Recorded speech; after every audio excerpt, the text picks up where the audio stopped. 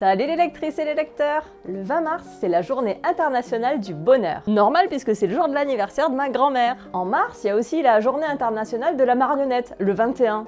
Mais c'est pas du tout ce dont on va parler aujourd'hui. Non, aujourd'hui on parle de la journée internationale des droits des femmes qui est le 8 mars. En lien avec cette journée, Florence de la chaîne Flow & Books organise la 7e édition du challenge Mars au féminin. C'est un challenge qui dure tout le mois, dont l'objectif de base est simple, lire des autrices. Pour corser le jeu, il y a aussi des catégories et dans cette vidéo, je vous présente ma pile de 14 livres. Je vous fais aussi quelques suggestions pour certaines catégories. Catégorie 1, un livre qui aborde le thème des violences faites aux femmes. Dans cette catégorie, je vais lire Triste Tigre de Neige Sino, qui traite de viol et d'inceste au travers d'un récit fictionnel inspiré de l'histoire de l'autrice. Je lirai aussi en audio Les Impatientes de Djaïli Amadou Amal. Dans ce récit, on suit l'histoire de 3 femmes du Sahel qui vont subir des mariages forcés, de la polygamie et des viols conjugaux. Quant au livre que je vous conseille, c'est un roman noir de Mary Higgins Clark, Un cri dans la nuit. Notre héroïne qui vient de se marier se retrouve isolée dans un manoir à la campagne. Sauf que d'étranges événements commencent à se produire. Ce huis clos a été un de mes coups de cœur 2023. Le trouillomètre est à 2 sur 5 avec une ambiance bizarre et inquiétante. Attends un peu, ils vont tous être aussi déprimants les livres de cette vidéo? Non mais sérieux, elle a raison hein. Non, pas tous, mais ils traiteront majoritairement de sujets difficiles, oui. Pouh, la flemme! Bah, tu t'attendais à quoi? Qu'être une femme, ça soit pump it up? Bof, t'as raison! Je suis bien contente de vivre que dans ta tête. D'ailleurs, j'y retourne, allez! Salut! Catégorie 2, lire un livre historique. Dans cette catégorie, j'ai super hâte de lire Les Grandes Oubliées, Pourquoi l'histoire a effacé les femmes, de Titu Lecoq. Déjà parce que j'en ai entendu beaucoup de bien. Puis j'ai écouté une interview de l'autrice dans le podcast Les couilles sur la table, et j'ai adoré ses propos. Les quoi sur la quoi? Dans Les Grandes Oubliées, Titu Lecoq parle de ces femmes que nos manuels d'histoire ont mises au placard, et si j'en crois les avis, elle le fait avec humour. Ensuite, en audio, je lirai Rage Against the Machism de Mathilde Larère. Vas-y, paye ta difficulté. De Mathilde Larère. Dans cet essai, l'autrice retrace l'histoire des combats féministes depuis la Révolution française. Quant au livre que je vous recommande, c'est un polar historique écrit par Colline Gattel, Les Suppliciés du Rhône. Ce roman se passe à Lyon en 1897. Avec l'élucidation de meurtres de femmes, l'autrice met en avant les débuts de la médecine légale. Mais pas seulement, puisqu'elle nous présente aussi les conditions des femmes à cette époque. Le rythme est un peu lent et le style pas forcément évident, mais j'ai beaucoup aimé ce polar. Le trouillomètre est à 2 sur 5 avec quelques ambiances glauques et des scènes de crime plutôt détaillées. Catégorie 3, lire une autrice queer. Pour cette catégorie, j'ai choisi L'Art de la joie de Goliarda Sapienza. On est toujours dans les années 1900, mais cette fois en Sicile. On va suivre la vie de Modesta, éprise de liberté et de bonheur. Pour parvenir à ses objectifs, elle devra faire tomber une à une les barrières érigées par la société. J'ai pas de recommandations à vous faire en autrice queer, car je sais pas si les autrices que je lis font partie de la communauté LGBTQIA+. Catégorie 4, lire un essai. Et essayez de continuer cette vidéo. Vous croyez que c'est le moment? Est-ce que vous croyez que c'est le moment? Et pendant ce temps-là, dans le monde des chiens.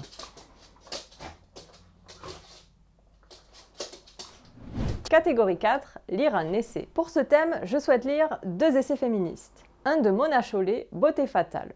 J'ai entendu dire qu'il était assez accessible pour les personnes qui commencent à s'intéresser au féminisme, ce qui est mon cas. Dans cet essai, l'autrice questionne la tyrannie du look en analysant la presse, la publicité, les séries TV et sûrement plein d'autres choses que j'ai hâte de découvrir. Pour le second essai, je tourne le bouton à fond et je vais lire Moi les hommes, je les déteste de Pauline Armange. Cet essai explore le concept de misandrie qui s'oppose à celui de misogynie.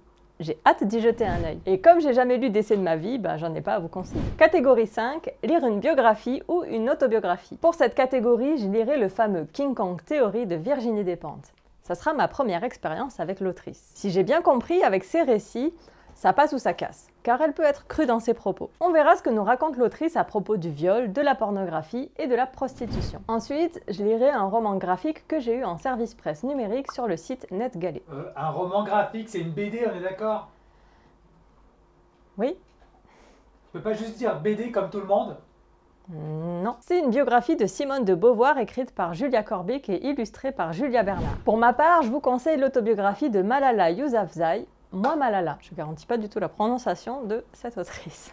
Dans ce livre, elle nous raconte son enfance au Pakistan et comment les talibans ont peu à peu pris le pouvoir dans sa région du Swat. Elle qui a voulu faire entendre sa voix au nom des filles de sa région, elle se retrouve un jour attaquée par les talibans. Une histoire bouleversante qui, au-delà de la vie de Malala, m'a permis de découvrir le destin des filles et des femmes au Pakistan. Ce prix n'est pas que pour moi. Il est également pour les enfants oubliés qui veulent une éducation. Il est pour les enfants apeurés qui veulent la paix. Et c'est pour les enfants sans voix qui veulent le changement. Le trouillomètre est à 1 sur 5, même pas peur, malgré quelques scènes violentes. Catégorie 6, un livre qui nous sort de notre zone de confort. Bon, honnêtement, tous les livres déjà présentés me sortent de ma zone de confort. Mais j'ai quand même décidé d'ajouter l'essai « Le coût de la virilité » de Lucille Pétavin. Il évalue ce que la France économiserait si les hommes se comportaient comme les femmes. C'est toujours la faute des hommes, hein. Ce qui me fait vraiment peur, c'est le côté chiffré. Mais Charlotte et Agnès du podcast 4e de Couve l'ont lu et conseillé, donc je leur fais confiance. Je vais aussi lire Obsolète de Sophie Loubière. C'est toi qui es obsolète. Mon Dieu. Ça sera une lecture commune avec Eva de la chaîne Perfect Books. Elle fait souvent des soirées sur Twitch de type Read With Me ou papote autour de la lecture et c'est génial. Je passe toujours de super moments en sa compagnie, alors n'hésitez pas à nous rejoindre. En plus, ça sera l'occasion de faire connaissance dans le chat. Obsolète me sort de ma zone de confort car c'est une dystopie, un genre avec lequel j'ai beaucoup de mal. Dans ce roman, en 2224, les femmes de 50 ans sont retirées de leur foyer pour être remplacées par des femmes fertiles. Bref, tout ce qu'on aime. C'est une dystopie, ça? Il s'agit là aussi d'un service presse numérique de NetGalley. Pour le livre que je vous conseille pour cette catégorie, c'est un petit contre-pied car quand on parle de féminisme, on imagine souvent des essais et des drames. Et moi, je vous conseille un roman jeunesse, drôle, léger et émouvant. En effet, j'ai eu un coup de cœur pour Les Petites Reines de Clémentine Beauvais. On y suit le périple de 3 jeunes filles qui viennent d'être élues boudins de leur collège. Mais elles vont pas se laisser faire et décider de pédaler pour faire entendre leur voix. C'était génial, je vous le conseille vivement car il aborde plein de sujets importants.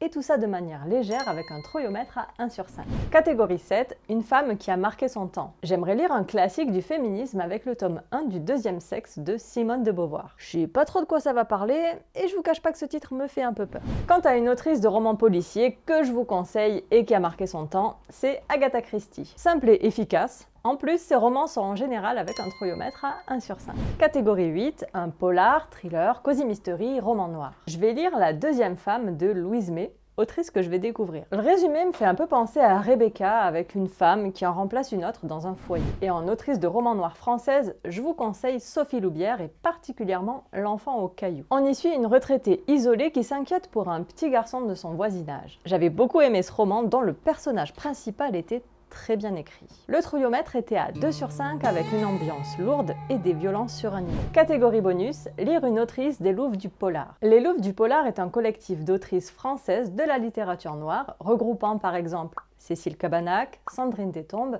ou encore Céline Dangean. Pour ma part, j'ai hâte de découvrir Amélie Antoine avec Pourquoi tu pleures. Une femme se réveille en pleine nuit pour découvrir la chambre de son bébé vide et son mari disparu. Quant à la louve du polar que je vous conseille, c'est Christelle Duchamp, avec son roman Délivre-nous du mal. Le point de départ est la disparition de femmes suivie de scènes de meurtre macabres. J'avais fait une vidéo dédiée à ce roman, que vous pouvez visionner ici. Et voilà, c'en est tout pour cette vidéo. N'hésitez pas à me partager vos pales pour le challenge, histoire que ma culture féministe s'élargisse toujours plus. Si vous souhaitez découvrir des histoires pas forcément féministes, mais quand même vachement bien, je vous conseille d'aller voir cette vidéo. J'y mets en avant 4 romans inclassables qui ont tous su me marquer à leur manière. A très bientôt, ciao. Au revoir. Bah Grand Dieu. Bah, tu t'attendais à quoi? Qu'être une femme, ça soit pompé up? Hop hop hop hop hop. En plus, là, le risque, c'est qu'elle risque de taper le pied, ouais. Et si on leur achetait des petits patins pour quand on tourne les vidéos? Des petits chaussons? Elle pourrait se promener sans faire de bruit. Va lécher le plaid. Arrêtez de lécher les plaies, de les abîmer.